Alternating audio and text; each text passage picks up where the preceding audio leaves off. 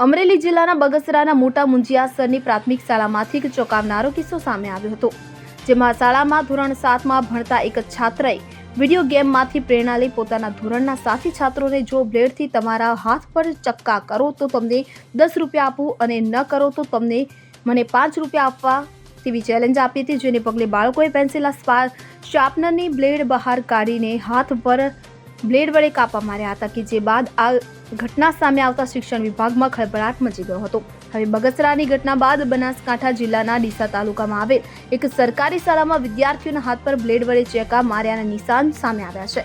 મળતી માહિતી મુજબ ડીસામાં આવેલ રાજપુર પ્રાથમિક શાળામાં વિદ્યાર્થીઓના હાથ પર કાપા જોવા મળ્યા હતા। આ બાબતે શાળાના એક પરિવાર દ્વારા જિલ્લા શિક્ષણ વિભાગને આ મામલે જાણ કરાઈ હતી, જેને પગલે જિલ્લા શિક્ષણ અધિકારીની સૂચના મુજબ અધિકારીઓએ શાળાએ પહોંચી તપાસ હાથ ધરી હતી।